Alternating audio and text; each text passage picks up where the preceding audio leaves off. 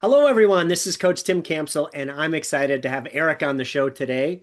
In today's episode, Eric shares the moment that he realized that a current issue in his business was no longer sustainable and it had to be addressed. And he'll share a little bit about that later. Also, he talks about building service plans into his business as the one thing that he knows he must solve in the next year or else the everything else slows down. If you're a business owner feeling stuck between working hard and growing smarter, this podcast is for you. Eric owns Shades Industrial, and they provide forklift and equipment repair and service. And something unique about Eric is that he has a lazy eye that gets engaged whenever he's tired. So that is super cool. We're gonna learn a little bit more about Eric and his business owner journey. Hi, Eric. Hello. Thank you for having me on the show. Awesome. Well, hey, I'm super excited to hear your story today. Most owners start their business for freedom and flexibility, but oftentimes they can lose it as the business starts to be successful. So, what problem or opportunity were you trying to escape when you started this business or when you took over the business? Probably make more money was probably one of the problems that I was trying to solve for.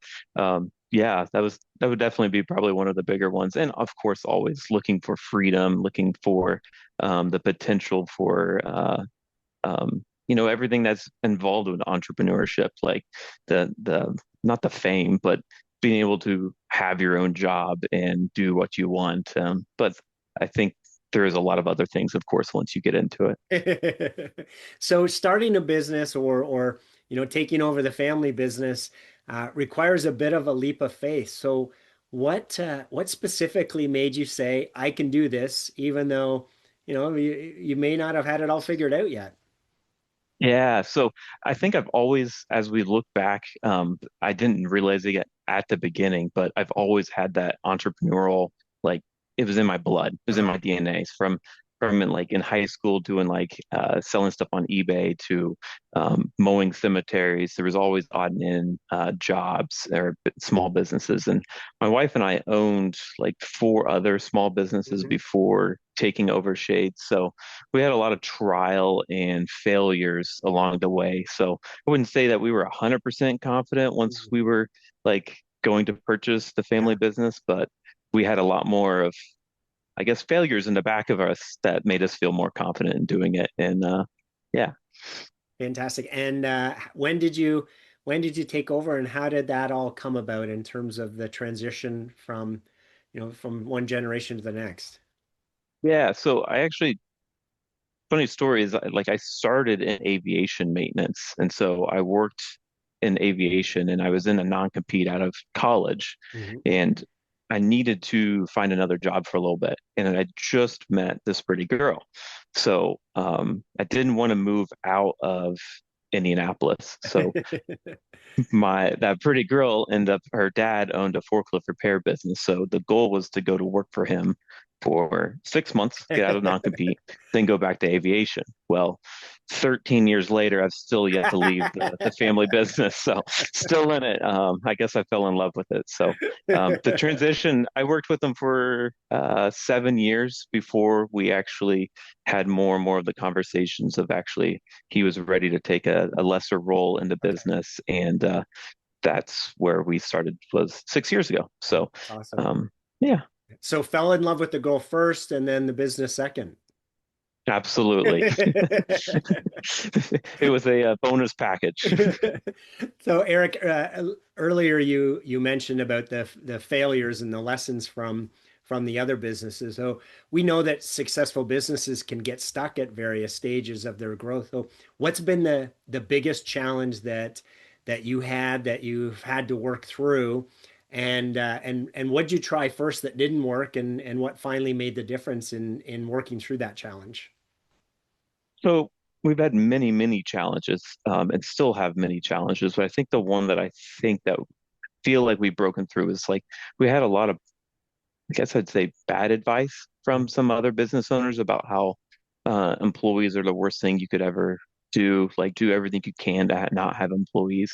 Yeah. And I think we took some of that advice more seriously than what we thought. Mm. And that really hindered us for a long time Mm. until we finally made the step of actually making some hires. And we follow a lot of the Dave Ramsey principles of like hiring team members, not employees. Yeah. And I feel very thankful that that is something that I feel like we have accomplished is Congratulations. actually making some quality hires that people that care about the vision, the mission that we're trying to do, Yeah. and not just someone that just sucks from the business. So we're really excited about that, but it did take us like 4 years to break through some of that to actually let go of things, to actually trust in hiring someone. Mm. And that's been beautiful, but Yeah. uh, it took a long time.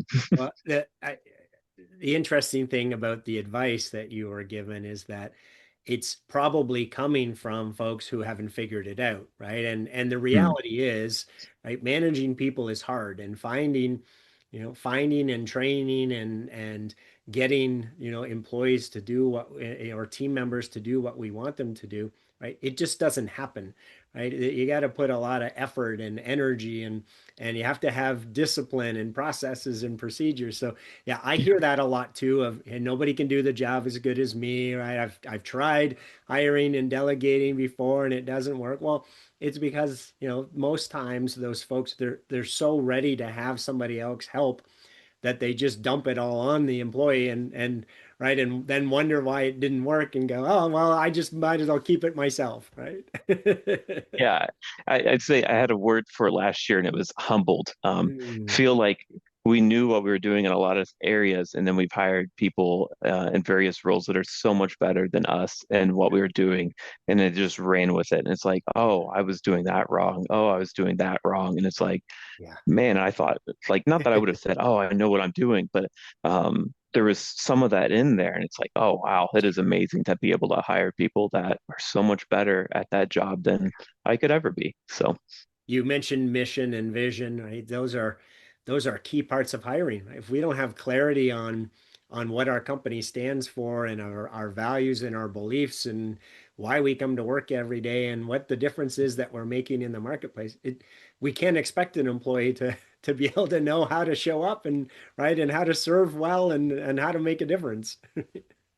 yeah, I think that makes it a way more enjoyable atmosphere to be in. That we all are seeking the same thing, and there's camaraderie in that. Like there's it's enjoyable. Yeah. So Yeah. yeah. Eric, what belief about running a business that you had previously turned out to be wrong and and cost the most in terms of time and money?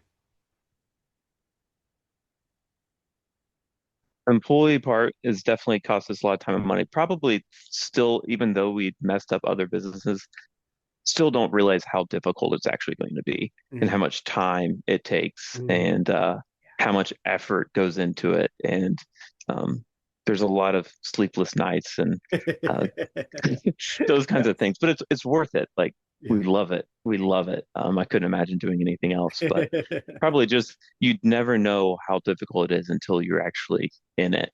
Yeah. Yeah, I mean, nobody on social media tells that side of the story, right? So right, a lot of times It's people are going into not it. sexy. So, yeah, and another part of successful businesses has a lot to do with our mindset. So, what's been your biggest Mm. mindset shift that you've had to work through? Yeah, so that's something we're I would say we're working on continually. But I think one of the big ones, and it's once again not something I would have ever said prior to it until experiencing it, is but thinking of that. I don't want to say like there was an aspect that rich people were greedy or people that are wealthy Mm, were greedy, mm, and that has just been crushed with networking and reaching out to other businesses and seeking other people's counsel that our own business is so much bigger than us and how willing they are to dedicate time to us, mm. how willing they are to answer questions, Yeah. and time's your most valuable thing. And yet they were just willing to give us tons of time. And it's like, I was so wrong in that. And And it's been a beautiful thing. It's been a beautiful thing. That's awesome. Yeah, I love it. Well, it goes back to the to what you shared in the last question too of, being a business owner is a whole lot harder than we think it is on the outside looking in.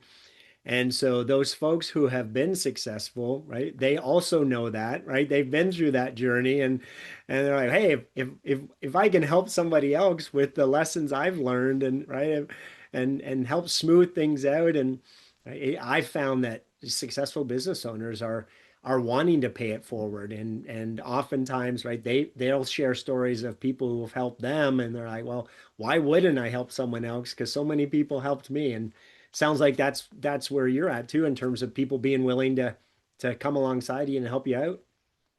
Absolutely. And every time I've ever reached out to someone, I've never been turned down, but yet it still feels a little bit putting yourself out there on the Uh-huh. edge. Yep. But yeah, we've had people invite us out to their facilities to just check out their operations, and what a gift that is. I mean, you're taking time out of your busy day, but yet they're willing to do that to just show a little glimpse of what they have going on, and then also like the excitement that other business owners have for one Mm, another, yeah. like genuine excitement, like they're excited as much about my business as I am, and that's like, whoa, that is super cool. Yeah. Yes, right. Well, it's interesting that you say that because the thing that I hear a lot from business owners is, hey, nobody cares about my business as much as I do, and I always reply back. I said, of course not. That's why they're employees or team members, right? And you shouldn't want them to. Because if they're doing awesome, you don't want them to care like a business owner because they'll leave and start their own business, right? Yeah, yeah, absolutely. So, Eric, as you think about the next year, what's the one thing that if you don't fix it or address it, it's going to hold everything else back? And just give a little bit of a context to that.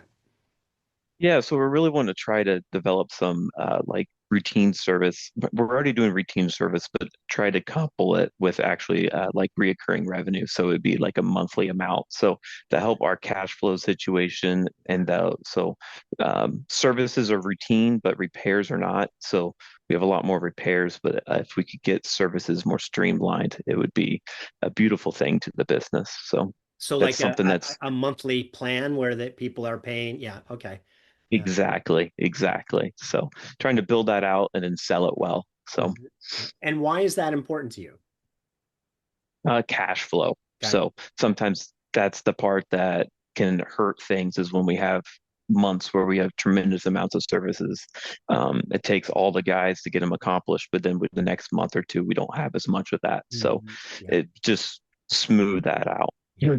Yeah. And when you have those customers glued to you in that manner and we provide the level of service we want to, I think it gives more buy-in to our services. Yeah. Yeah, it's certainly a great retention tool because once people get onto the plan and see the benefit of it, they're right, they're seeing the value of the of the plan or of the service and you know don't even think about quitting because they're getting the benefit from it. Right?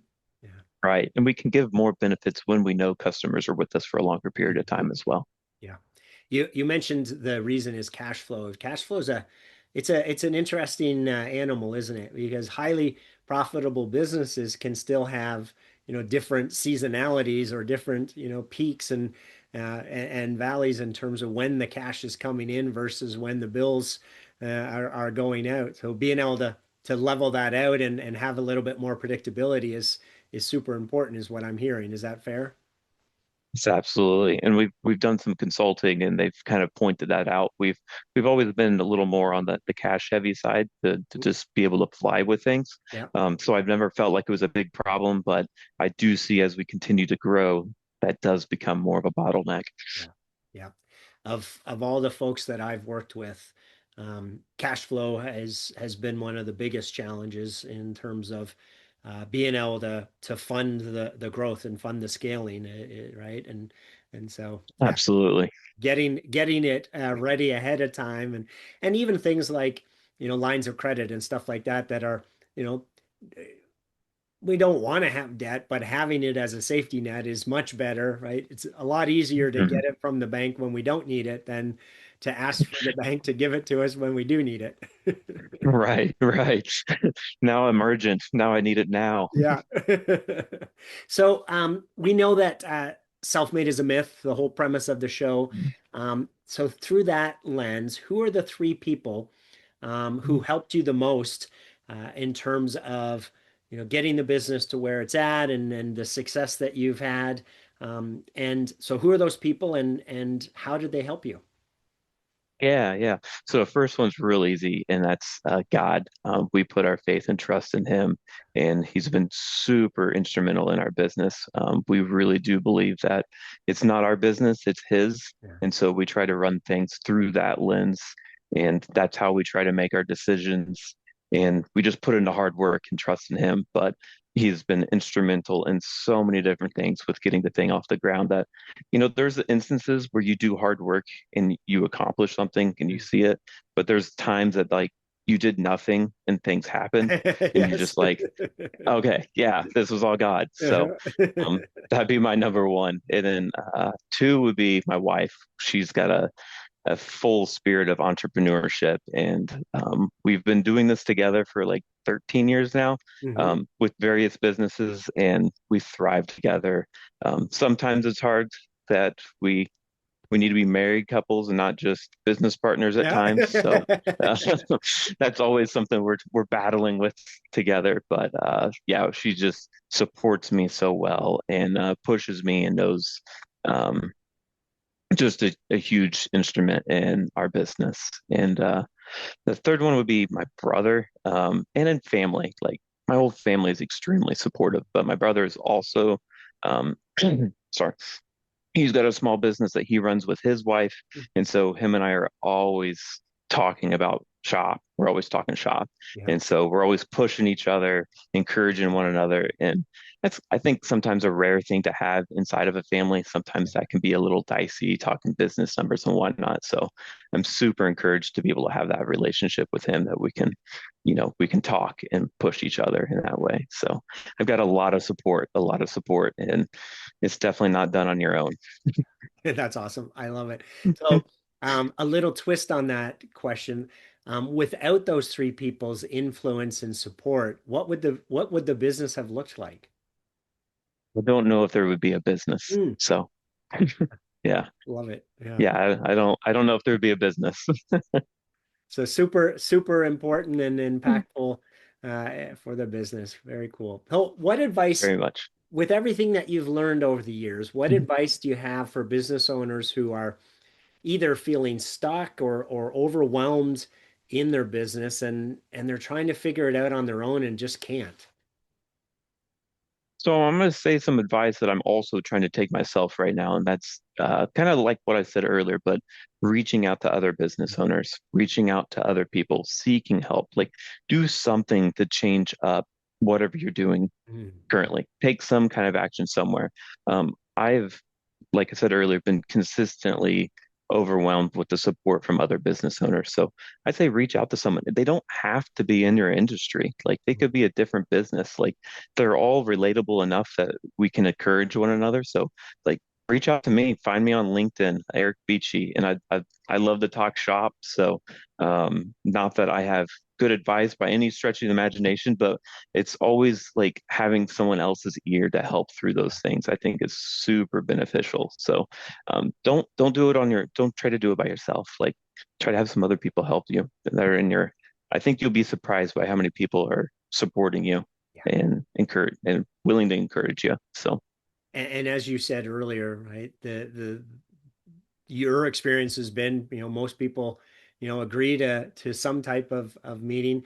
The other thing I would add, and you alluded to this, but there are networking groups that exist that, right, are the whole reason they exist is to help one another. So if you're not wanting to, if you have that fear of rejection of reaching out to someone, you can always join, right, the Chamber of Commerce or some other yeah, type of networking event where that's the whole reason it exists. So you don't have to be worried about somebody saying no, because that's why people attend.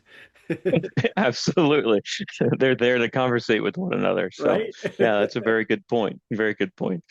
There's also, other groups, right? There's peer groups and masterminds and training and right different things that you can attend that, have other business owners in the same room. So again, if folks are listening and you're a little shy or worried about, a cold outreach and somebody saying no, Eric just offered to meet with you, so connect with him Yep. and join a chamber or some type of group in your area.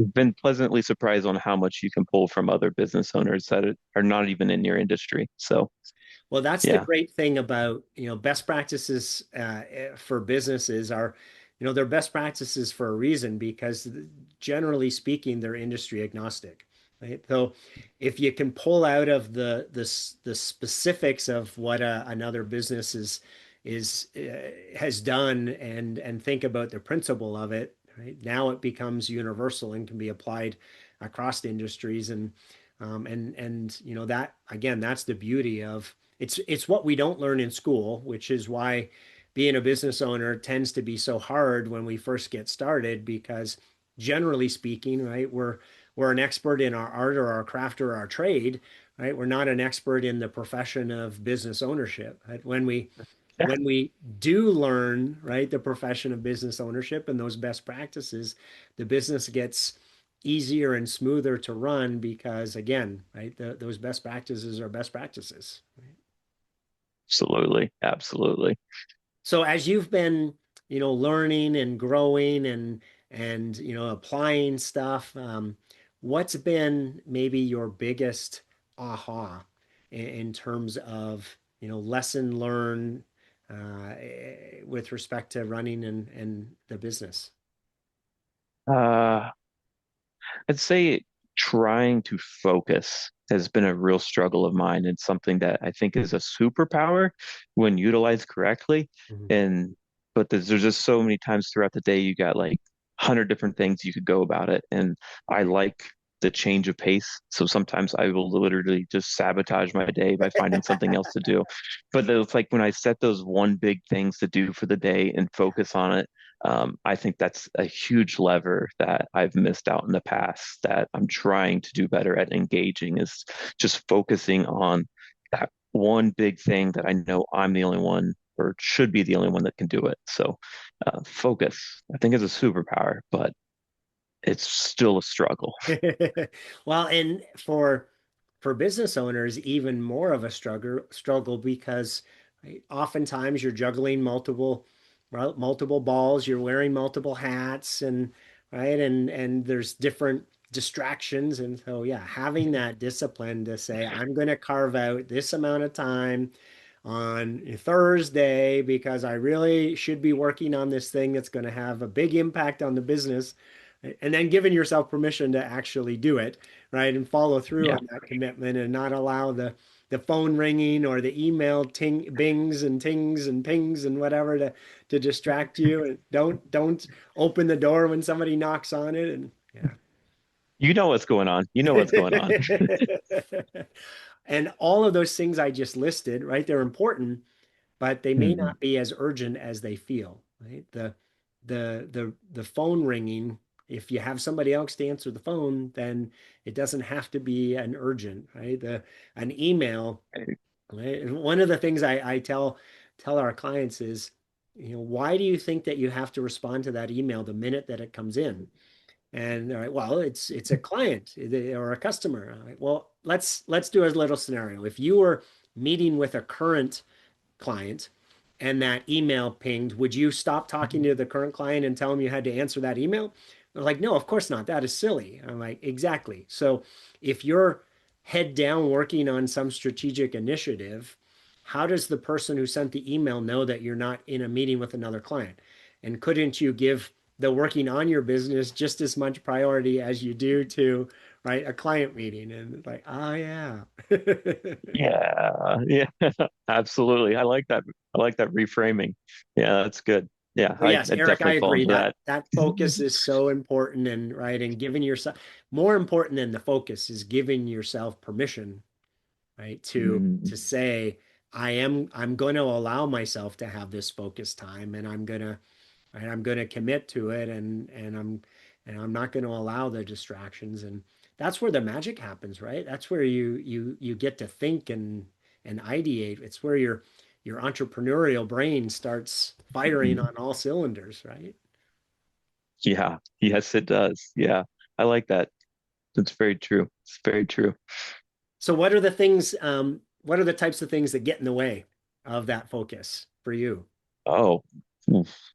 Um, sometimes I'll go out and like work on a forklift. Sometimes I'll go out and sweep the floors. Sometimes I'll go out. Email is a great one. Yeah. Phone calls, customers walking in throughout the door. Yeah. So we just built on some new offices, and I made a closet for myself, and it's a padded cell. So I go in there, and we just got it finished, so I haven't had a whole lot of time in it, but. Some of the people are like, what's the closet for? And it's got a chair in it. I'm like, that's my closet. It keeps me distractionless. Yeah. There's no windows. It's padded. It looks like a little jail cell, but should be an ideal way to keep myself less distracted with anything going on out in the shop. Love So it. I love it. That's awesome. So again, just coming back to, your focus over the next year and getting that repeatable, reoccurring revenue. If there was something that was to get in the way of that, what would it be? oh, focus and distractions. Okay. Yeah. Yeah, yeah. I think those two can pretty much sabotage anything, but those are the big players I think from getting that accomplished. Well, what I love about that answer is that it sounds like you've really narrowed in on, the key drivers, right? What has to happen to drive the business forward and what's going to get in the way. And you've clearly identified it and you built yourself a cave to protect against it. So you've got yourself set up for a successful year. Should be easy, right? Awesome. Well, Eric, it sounds like you've been blessed with some incredible people who have Hmm. helped you in your journey. If they were all here today, what would you want to say to them? Thank you. I don't think that goes far enough, but thank you, thank you, thank you. So, and we're going to continue to have those people pour into us. And I think we're going to have many, many more thank yous as we continue going on forward. So it's not just one person. It takes a huge team. So yeah, thank you. Love it. Love it. Love it. Love it.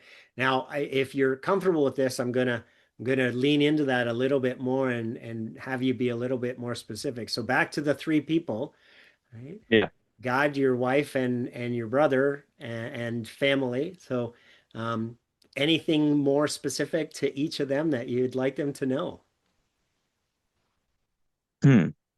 But also keep pushing, I think. Um, because what they've done for me pushing, and I guess my wife and I are like together and God and I together, but to my brother, it's just, um, I think we inspire each other. Mhm. So to keep pushing the envelope.